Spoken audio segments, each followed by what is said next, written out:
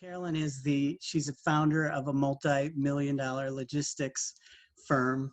She's an acclaimed author, recipient of President George W. Bush's Points of Light, Regional Ernst & Young Entrepreneur of the Year, and the WBDC Entrepreneurial Woman of the Year. Carolyn was a featured speaker at TedX Berkeley in 2015 and has been the subject of numerous television and print media stories, including ABC's 2020, The Millionaire Mind. Her success has enabled her to give back through her different charitable organizations, including Expect a Miracle Foundation and her Believe Project, which has served more than 8,000 children. And as you will hear, Carolyn achieved all of this on her own against much adversity from humble beginnings. Gives me great pleasure to welcome Carolyn Gable to our event. Thank you for being here, Carolyn. Thank you. Well, this is the first time I've done this, so it's a unique experience. I feel like Jimmy Fallon, where I feed off my audience, right? So what do I have but a green light here? So anyway, what I want to do today is I want to briefly share my story with you. I'm hoping that during this time you're going to get a couple nuggets to, like, okay, if she did it and she went through it and she used these tools, I've got what she's got. And I really feel that way, that, we all share the same DNA of fight and tenacity. Sometimes we just have to get the inspiration. So let me take you back on my journey. My road was not paved with diamonds. My road was a very unique one. I was raised in Hoffman Estates. Both my parents were in the Marine Corps. Devout Catholics, had 6 children, and we were very poor. Everybody was poor after World War II. And in 1965, my father died. He was 42 years old, and really left my mother totally unequipped to handle 6 children. So, but God love her, she did the best she could, but we were really, able and forced to live on our own. My older siblings, younger siblings, all went to college. I didn't want to go to college. I didn't like school. I was much more social. I enjoyed being with people and reading books and working on math, and was not my deal. So in 1969, when I graduated high school, and you don't have to bring out your calculator, I am 69 years old today, there were not a lot of opportunities. I mean, women were, you were a secretary, you were a teacher, you were a nurse, and that was just about it. Or you were a stay-at-home mom. So I went to beauty school, became a beautician, didn't like it, and I got into waitressing. And I was a waitress for over 15 years. And I loved it. I loved the freedom. I loved the fact that every day, every night, every table was somebody new, somebody great to talk to and learn and develop.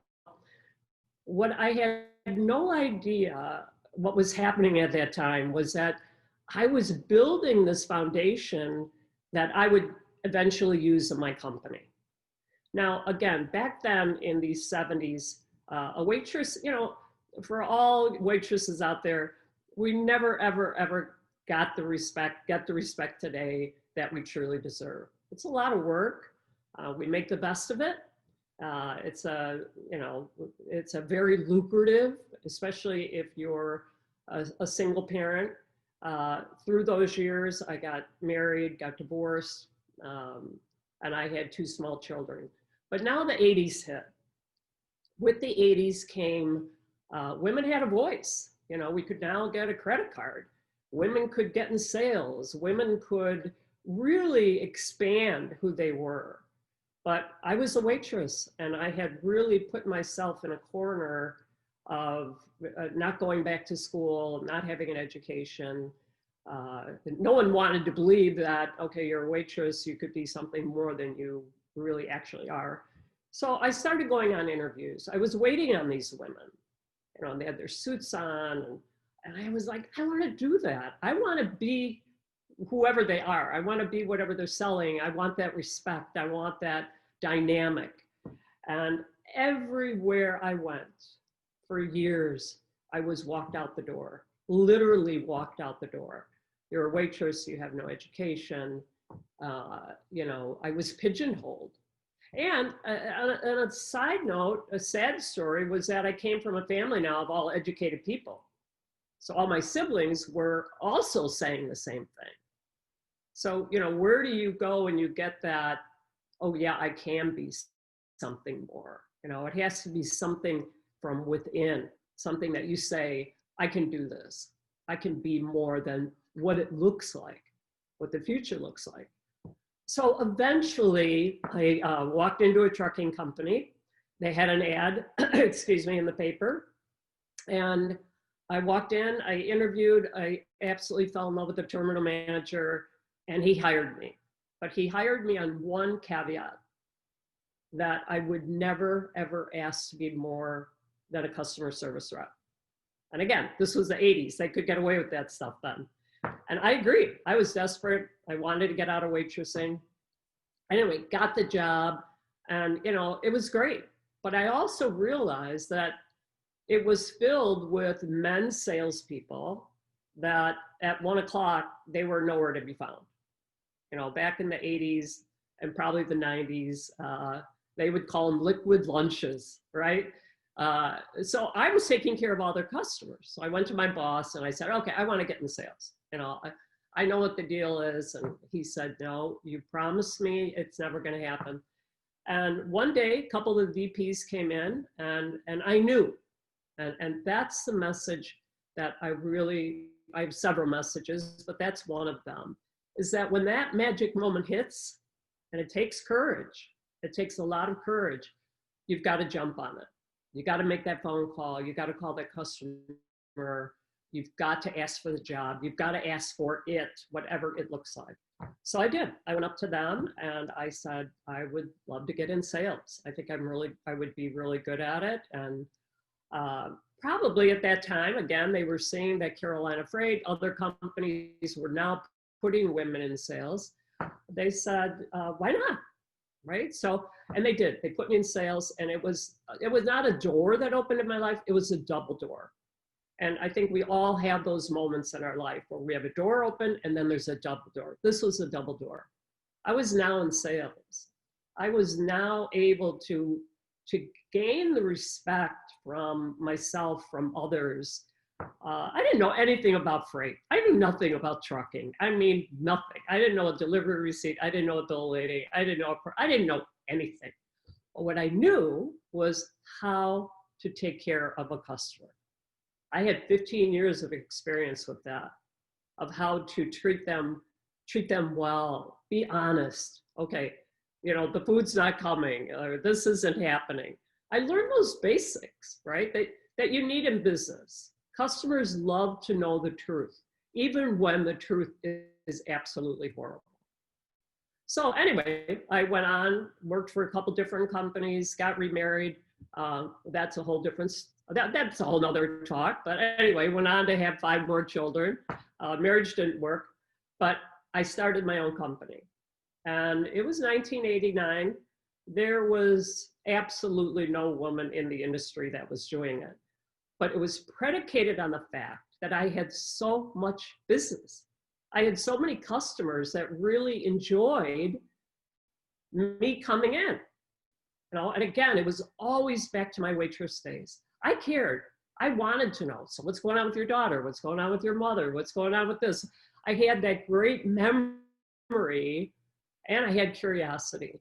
So little did I know that what I was building was this foundation of relationships. And my customers followed me for years and years and years and years. And then I got a call from Time Warner out of the blue. I've been in business maybe, 5, 7 years. Every year, we started out, we kept growing. I was hiring employees. Don't forget, I had no experience in this. I had no education. I had no management skills. I was doing it all on a wing and a prayer. But it kept building, and it kept building, and it kept building, and it kept building. Anyway, I got a call from Time Warner. Time Warner said, would you like to, we've heard about you, and our customers have used you. Would you be interested coming to New York?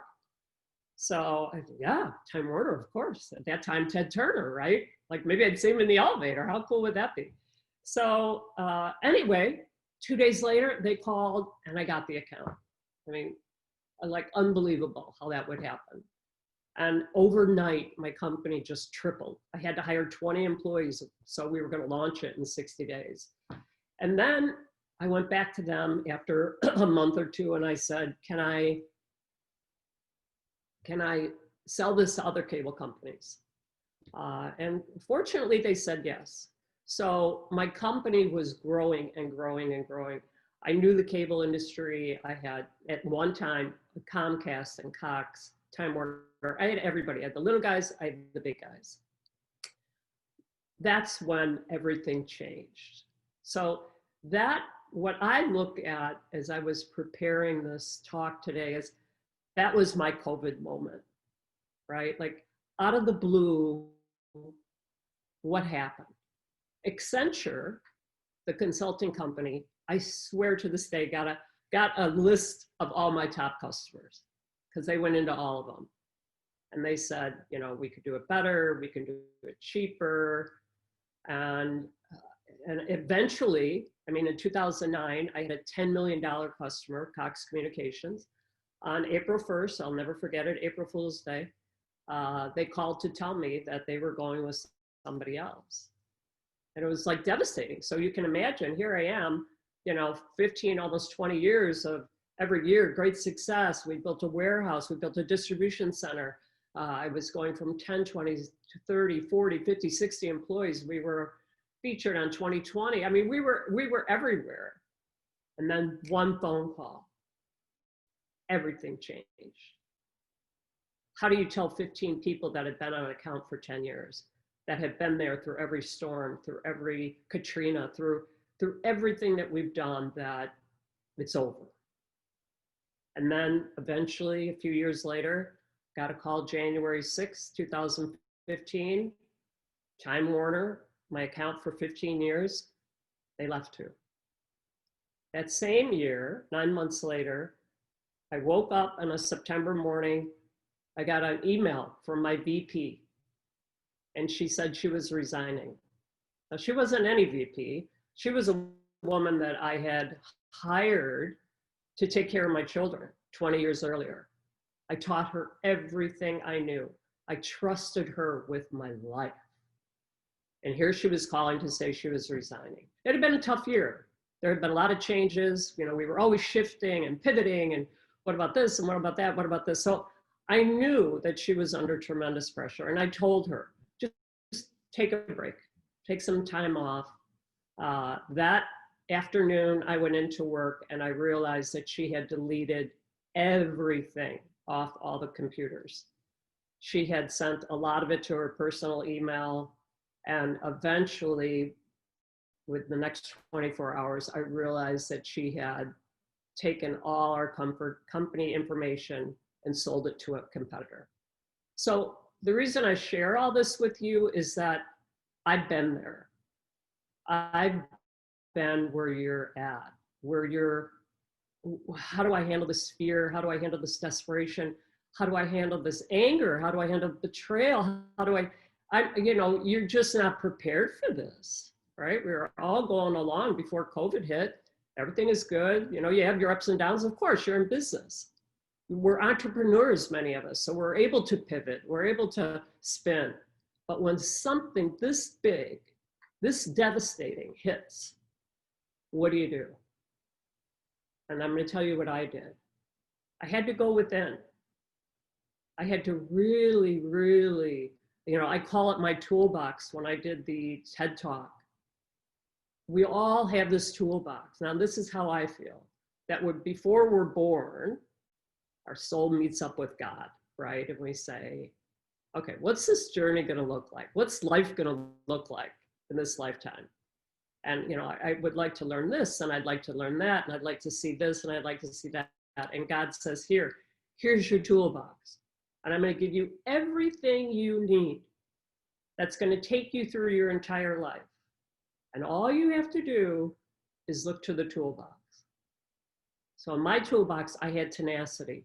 I had been through so much in my life, I had to pull out that tenacity tool. I had to pull out my faith tool. When these things are happening, and I'm very faith-based, I mean, my faith is rock solid. But when you're going through these times, you don't feel like that. You feel like you're in the belly of Jonah. You feel like you in the dark night of soul. You feel like how am I going to get through this? But I knew that I had these tools. I knew that I was a hard worker. I knew that I had perseverance. I knew that I could make things happen. And I knew I was intuitive. I knew that in the quiet moments of my life, that I could hear God saying, do this, try this, make this happen. I remember going to my lunch with my banker. It was a terrible time. I didn't know if I wanted to do. Now I'm in my 60s. Do I really want to do this anymore? I really want to start over. And she said, I'm going to introduce you to somebody. They're an M&A guy, and they're going to hook you up. Maybe you should sell your company. I'm like, yeah, this is a good time to sell it. So anyway, I met with the man, and we had a nice lunch, but he looked at me and he said, let me tell you something. Nobody wants to buy a sinking ship. You might as well put a knife in my heart, right? A sinking ship? That was a huge success. What do you mean a sinking ship? So the voice hit, you know what? All your competitors, what they're doing now, they're opening in Chicago. We had Coyote, we had C.H. Robinson, we had Echo. And I never really wanted to be in Chicago. I had this warehouse facility center here in Lake Zurich, but I knew that I had to pivot. And that is my message to all of you today. If you're doing the same thing you did before COVID, chances are you need to pivot. This is a time in your life when you can say, you know what, I'm at the end of the road. Revenues are down. You know, many of you maybe have got your credit cards to the max, you know, a second mortgage on your home. You're doing everything you can and nothing is really happening. But this much I can tell you for sure. The pendulum swings both ways. Of course, we like life right in here. But when it is bad, like now, COVID, this is bad. Believe me, I'm feeling it too. It will go back this way. It will, I promise you. I'm old enough, I'm wise enough to tell you. But you have to be there. You know, if you're walking with your head down all the time, oh my God, no one's calling, my customers, my employees are, you know, I can't keep up with this, good things can't come to you. You've got to keep your head up. You've got to be positive. People feed off of that. Sometimes you got to fake it till you make it. I get it. You know, you're like, you don't know my problems. I know your problems. Fake it. How are things going? They're going great. They're going great. With your employees do not want to see you at the end of your rope. That I would say was one of my hardest challenges, that I knew when I came in that door every day, even though the numbers were down and the revenues were down and my VP had totally betrayed me, I had to go in like a warrior. That was one of my tools. I've always been a warrior. So what I did in my last ditch attempt, I opened an office in Chicago. I was never really in truckload. It was a part of the freight business that I was never into, but I needed to do it. I had to do it, and it took off. Revenue started to come back in. Profits started to come back in. We were now rehiring people. So that's the message today, is that maybe you're doing something and you did it really, really well for a long time and you made a lot of money doing it. It was very profitable. But now you're forced to say, I need to do something else. And maybe it's even getting out of your business. I don't know. Maybe this is an opportunity for you to say, you know what, I never really liked doing this. I really liked being a chef. I really liked helping children. I really liked whatever. Or not, or you say, no, this is my business and I love it. And what I need to do is I need to sell. And I need to get out there. And I have a very good friend who has a furniture making store. Well, no one's buying office furniture anymore. So what you got into now are the partitions. she pivoted. She's making more money now than she did selling custom-made office furniture. So that's what you have to do, is just start thinking, how can I do it? What can happen? And I can tell you that when things started getting better again, I had an offer to sell my company. 2018, a company came and they said, we're really interested. I had kept my reputation, and I can, that's another thing I can say, your reputation will always precede you. Always, always, always. Always did everything right. Always made sure that people were taken care of. And they came to me, they said, you got a great reputation. We would love to keep you, or not, if you want to leave. My attitude was, if I'm going to sell the company, I want to go on, I want to do other things. And we closed. We closed in May of 18. And one of the greatest things that it's the greatest thing of all time, is that June of 2018, that company billed $1 million more than they did in 1 month than they did in all of May. It had nothing to do with the new buyers. I was on my way out. I was there, for a few months to close everything, my part of it up. But it gave me this great feeling of I had turned my life over to somebody. God was giving them the message that this company is going to go on without her. So after I sold my company, what am I going to do? I love giving back. For all of you that walk the path up there at the house in Lake Geneva, I ended up selling it in 2017. It was a lot. It was a lot for me to handle. There was a lot going on, but I had no idea how much I was going to miss it. Every time that bell rang, my heart skipped a beat. I would go down there, I would get those spiral notebooks, and I would read every single story from every single person. I knew the power, I knew the impact of what was happening. But I figured, okay, it was time. It was time to move on, try to do other things. So I sold the company or sold the house, but it never, ever, ever left me. What I went on to do, I got certified by Gallup. And I don't know if all of you or any of you have heard about Gallup, but Gallup has a program called Strength Finders. Strength Finders, we all have these strengths, right? These are strengths that we were born with, that we've nurtured through our life. But sometimes we just don't really know the name or the word to put on it, right? So I got certified. What it is I go into a company, the employees all then take this assessment, and we all share in 34 strengths. They're shifted though, where my number 1 is positivity, my second is activator, my third is futuristic. So that's great. I mean, it took me through a great journey of success, but it also caused a lot of problems because I was impetuous. I'm still impetuous. I want it, I see it, I'm gonna do it, I'm gonna get it. So Strength Finders, everybody, top to bottom, president to your least paid employee takes it. And then everybody sees everybody else's strengths. So how many times we go into a meeting and you're like, oh, Bill can never make up his mind. Why do we have to wait for Bill to make up his mind? Well, Bill probably is deliberative. And people that have deliberative in their top 5, they're thinkers. I'm like, great idea. Let's do it. Let's make it happen. Bill's like, no, let's take our time on this.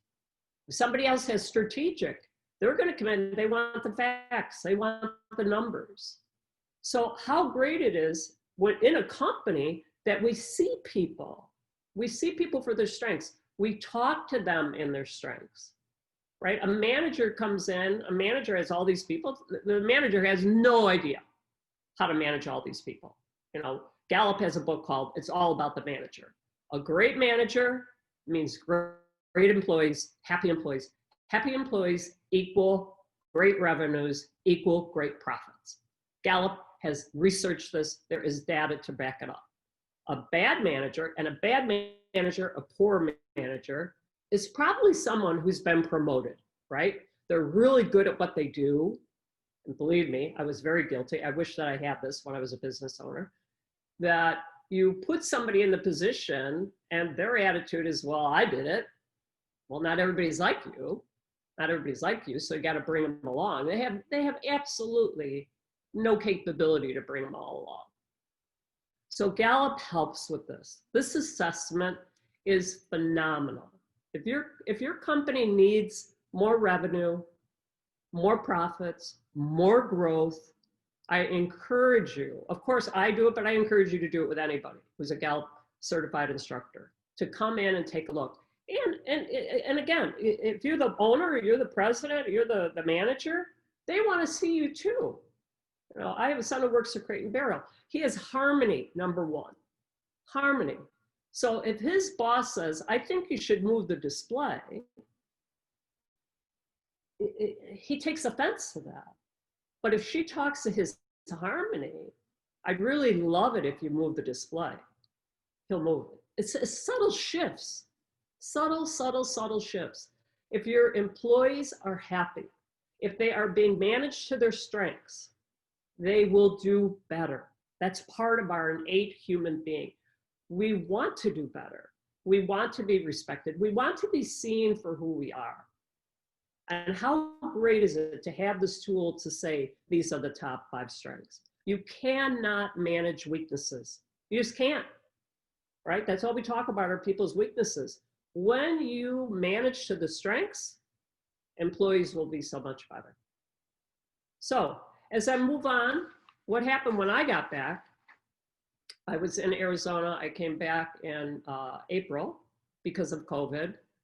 I suddenly was like all of you.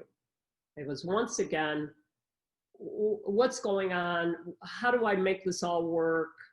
You know, I can't do anything anymore, right? I was so trapped, which is so not like me. I developed anxiety. And for all of you that have anxiety, I cannot even begin to tell you how my heart, the compassion that I have for you. And anxiety is something that, it's not like a headache where it kind of comes and goes. This anxiety stayed day after day after day after day.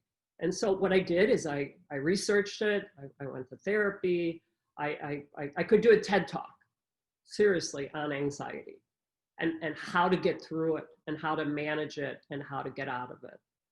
And one of the people that I went to go see suggested breath work.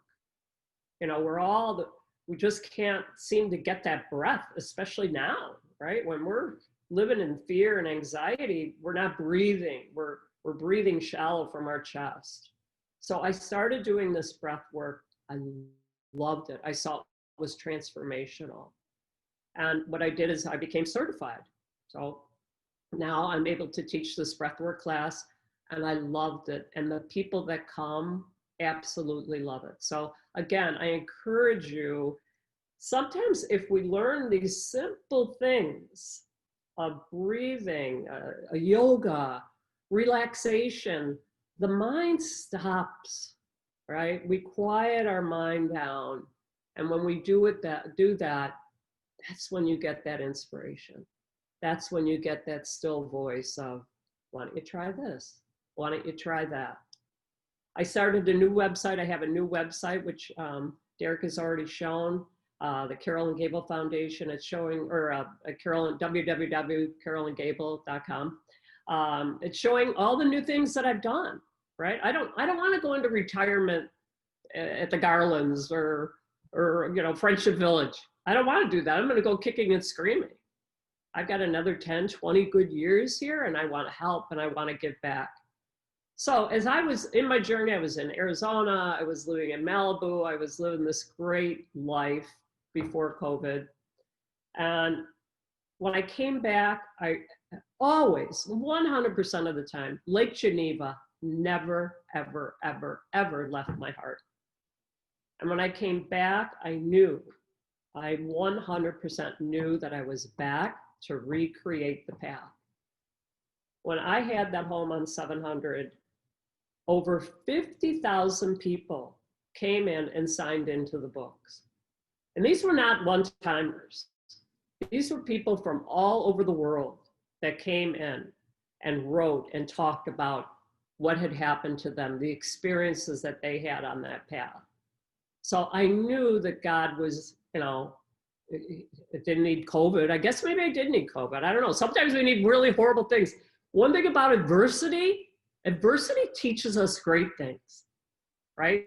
You're like, I don't really want adversity. I don't want COVID. I don't want tough times. But when you look back, you think, that's really what made you who you are. That gives you that fight. That gives you that spirit. So I met this wonderful woman that was looking to sell her home. I purchased it. It's right over by the Geneva Inn. This time I'm going to need a permit. So I'm hoping all of you out there that have any connections, I got to get a permit now to do the path. But I definitely want to do that again. I mean, the house is one thing. The house is going to be a 2-year project of tearing it down and rebuilding it all back up.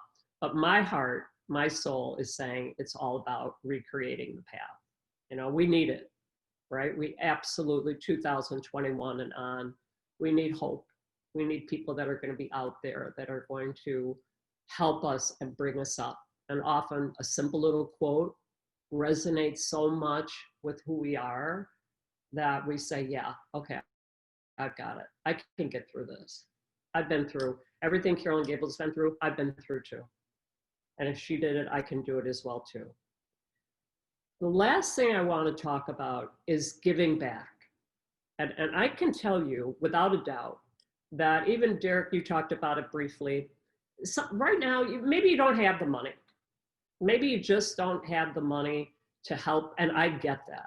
I was there for many years of my life. I could barely put food on the table. I could barely buy my son's shoes. How was I going to give back? But you can give back in other ways. You can give back by just sending them love. Love is a very powerful tool, emotion. Think about them, send them love. When you see somebody in the grocery store, open the door for them, help them with their groceries. I mean, out to their car. I mean, there's just so many little tiny things that we can do. But if you are able to help, you can't afford, go to the food bank, see what you can do, see how you can volunteer. This is a time to get out of our head. Because if we stay in our head, yeah, you're going to develop anxiety, fear, frustration, doom, gloom. Oh my God, we're never going to get out of this. What's going to happen? When we come out of ourselves and we go into other people and say, how can I serve you? How can I help you? How can I wash your feet just as Jesus Christ did? How can I do that? Very metaphorically, of course, but how can I do that? I 1000% will tell you your life will turn around. I saw it with the Expect a Miracle Foundation. I started that 15 years ago. We've helped thousands and thousands and thousands of children with extracurricular activities. So they're all from single parents. So you have to be a single parent to apply. These children need football. They need baseball. They need a coach. This is all part, they're going through such trauma as a single parent of a single child. So they need these extracurricular activities. And the more we did, the better my life get. Yeah, in so many ways, financially, business-wise, personally, stronger. I mean, there's so many wonderful things. A few years ago, I developed the Believe Project. And many of you maybe know what the Believe Project is, but I'll explain it to you. I was forced many times, I was put in a situation, and this is another thing I can tell you, this is how God works, and this is how the universe works. You are put in situations where you're gonna grow. And you're there and you're like, oh, it doesn't feel right, but there's a growing opportunity here. There's a reason why you are there. Anyway, I kept being in a situation, I'd be at the store, I'd be at the Jewel, and there'd be somebody in front of me that couldn't afford, their entire cart. I had more than enough money to say, here, I've got $5, I got 10, whatever. I could not come up with the courage to do it. And as it happened more and more, I thought, well, maybe I could put it in an envelope and I could carry these envelopes with me. And that's really how it started. So it's a Believe envelope.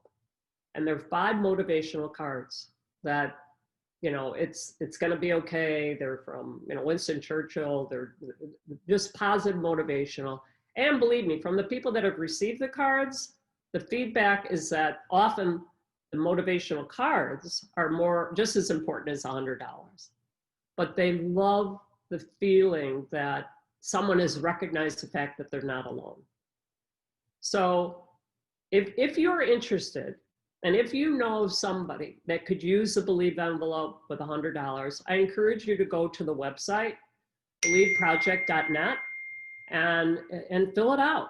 Fill out the form. The Daily Herald here is doing it all in December. The Arizona Republic is doing it every day in December as well. And we have a website that we're doing it. And yes, it comes in with the $100. We'll send it to you. You give it to the recipient. And believe me, it is the circle of love. So you get it for giving it, for thinking about it. The recipient, of course, receives it, and it all comes flowing back to me. And it keeps going, and it keeps going, and it keeps going. So briefly, that was it for my life. I mean, what's the bottom line? Don't give up. Don't give up. Look at this time as a time to grow. Why, instead of saying, why is it happening? Say, what can I do? So are you going to go, you know, the old saying, are you going to go through COVID or are you going to grow through COVID?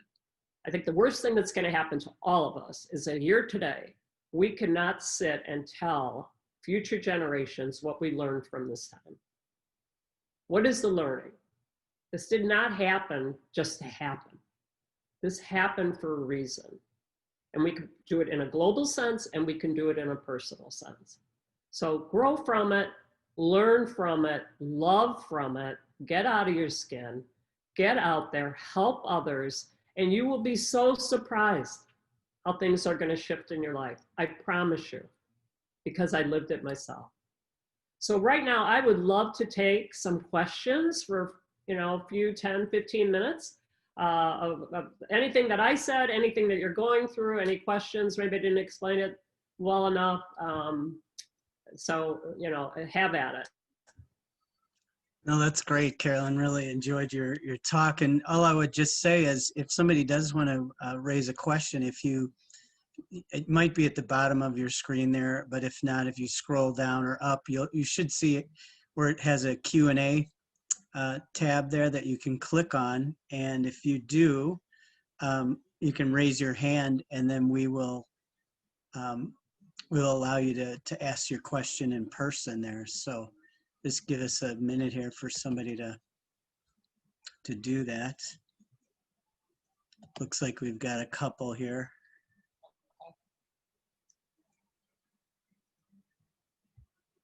Let's see, okay. Take this one here. All right, Sandy, do you want to ask your question?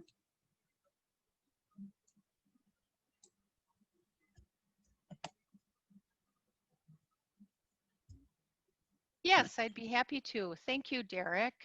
Terrific session. I'm very familiar with Carolyn. I had brought my daughter to one of her sessions that she presented at the library in Lake Geneva.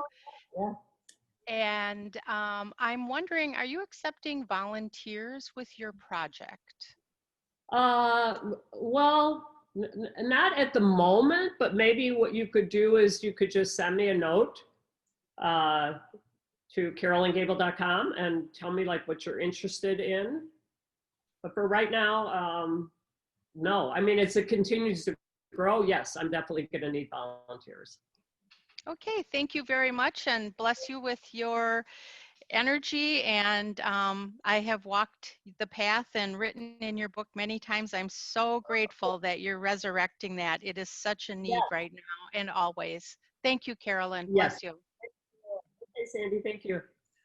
All right, Sarah Nichols there, if you'd like to, I don't know if it's more of a comment or if you have a question.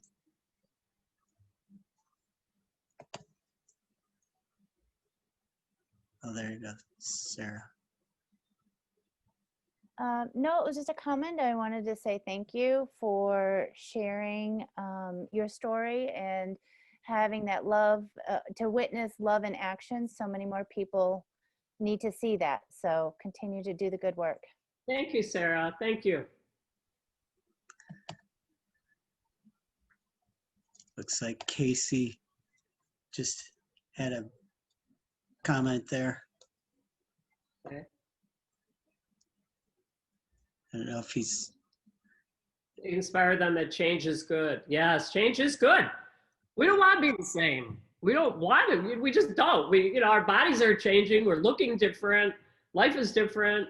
But yet sometimes we just hold on that, I don't want to change. And change is a good thing. You want to change. You want to change. Absolutely. looks like, I don't know if we lost Casey, but he did say he wanted to wish you a happy birthday. And I think I caught that as well. Is today your birthday? Oh, my birthday's in April. Oh, But okay. I thought you said birthday today, but okay. All right, here's another question here from Frank McKern. Yeah, hi. Could you go over again maybe the information on the Gallup assessment? As I'm looking to grow our company, I think that would be very insightful and helpful. Thanks. Yeah, yes, it's really great. It's all positive. Number one. So people hate taking assessments, and they're like, oh, I'm going to be found out, right? That I'm not smart and I'm not good enough, and I'm not. It's terrible how our brains work. But that is not what Gallup this assessment is about. We have 34 points, and they're all good. They're all good, but we live in our top 5. So each person who works for you lives in their top 5. And this assessment, it's about 180 questions, takes about a half hour, 45 minutes. The assessment will come back and it'll say, okay, Bill Smith, these are his top 5. He's strategic, he's analytical, he's maybe deliberative, he's maybe got harmony. And then, the 5th one could be, he has empathy. And then as a manager, Frank, what you do is you look at him and you're like, okay, this is how he rolls. This is how he thinks. And also, he's the one you want to go to if you need an Excel spreadsheet done, or you've got a project, or you need research done, you want to go to him because he's strategic. He loves that. Don't come to me for strategic. I don't want that. I don't want to do Excel spreadsheets, but he might really like it. So people will tell you responsibility. If people have responsibility, number one, they're on time, and they want everybody else to be on time. So again, you're able then to see everybody, and they're able to see you too. That, oh, wow, okay, he's not being difficult. This is just who he is. Maybe they have, I'm trying to think of some really strong personalities where that's just who they are. They're not difficult. They're just who they are. So anyway, it's kind of a window into the soul, but it's all good. It's all positive. And then people like it. People really, really like it because you're talking their talk. How many times we've had a boss and we're like, they don't know me. They don't know anything about me. But this they do. But it's great for new managers coming in, because a new manager is looking at all these employees and he doesn't know anything about them, right? So this is a test, an assessment that helps you understand people a little bit better. Carolyn, there's one question there. If you could just repeat your 5 strengths too. Mine are positivity, number one. It's on my website. Positivity, activator. I've always got to be doing. Always got to make things happen. Futuristic, relator. So I really relate to people. And then connectedness, right? So I'm not happy if I'm not connected to people. Now, there are a lot of people that don't need a lot of people, but that's not me. There are some people that really, like I said, they're more interperspective. They're more quiet. They're more, that's not who I am. So COVID was so hard for me because I lost that connection. I need my friends. I need my children. I need my grandchildren. I need to get on an airplane. That's who I am. So again, I have to look at it. It's just when you see yourself, you're like, yeah, okay. Even at my age, you're like, wow, I knew it, but I didn't know it. So yeah, my five top strengths are on the website, my website. Good. And then Carolyn, just one other thing, and I mean, I'm sure you could spend a lot of time answering this, but if it just maybe just a brief answer to it, but how do you manage your teams through change when you're dealing with some of these, is there one or two things that you would say the approach? I mean, it sounded like you said one thing in your presentation there was, keep your head up. They don't want to see that you're down or disgusted or whatever, but, and make sure they're, they're happy and getting what they need to do their jobs well. I'm just curious, is there something else that you could, mention about that? The number one objective to every employee, this is all over the world, Gallup has done the research on it, is they don't know what is expected of them. So during this time more than other, as we're changing and we're doing things differently, that is one thing that I would really suggest, is that every employee knows what's expected of them now. Maybe they're doing a different job than they did. Maybe they're doing 4 jobs, right? This is the priority. It's communication, communication, communication, and communication. And at the same time, lifting up their spirit. It's hard when you're down. When you're down, it's really hard. But if you can lift that, that's your, to me, as you're a business owner, you're a boss, that's your job. You're thinking, well, no, my job is to get revenues in here, and my job is to grow this, and my job is, no. If you can get your people to feel good, I'm telling you, they will go out of their way for you. But if you're coming in and you're like, oh, did you see what happened? We lost this, we lost that. This is horrible. Forget it. You might as well close your doors, because the employees are going to feed off of you. They feed off your energy. They're like your children. They feed off your energy. If you're positive and you've got it, like I said, do breath work, take a walk, do yoga, do whatever you got to do, that when you walk in that door, you see them. The African communities, a lot of African communities, they don't say hello, goodbye. What they say is, they come in and they say, I see you. And the other person says, I am here. So if you can have that attitude, that your employees know that you see them, you see what they're going through, you see that they showed up, you see that they're there to follow your vision, your goal, your quest. They're there for you. And if they say, I am here, they are here. But they're looking to you for guidance. They're looking to you for their love. They're looking to you for compassion. They're looking to you for all these things, COVID or not COVID. But now, like I said, it's really heightened. It's hard when believe me, if you were to tell me 6 months ago when I was really battling anxiety, okay, well, you've got to keep your spirits up and go in and see those 30 employees. It's a challenge, but you could do it.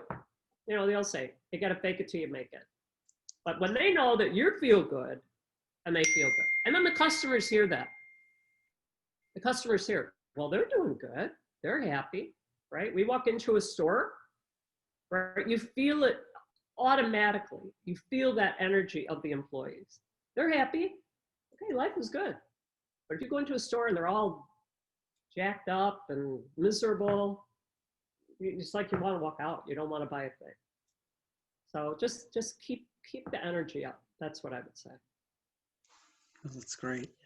Well, Carolyn, again, really, there are a lot of comments in here. People are very, just really pleased with your presentation, how positive it was. And I do agree that if you can just take a deep breath and try to, like you said, go have that faith and try to open your eyes to some of the opportunities and help one another, that some good things can happen and some good changes. So really appreciate your talk with us today, and I hope we can continue to stay in touch, but really appreciative. Yeah, definitely. All right, thank you. Thank you, everybody. I really enjoyed it. Thank you to all our sponsors I want to thank our board members who make all this possible, and hope you have a safe holiday season. Thank you.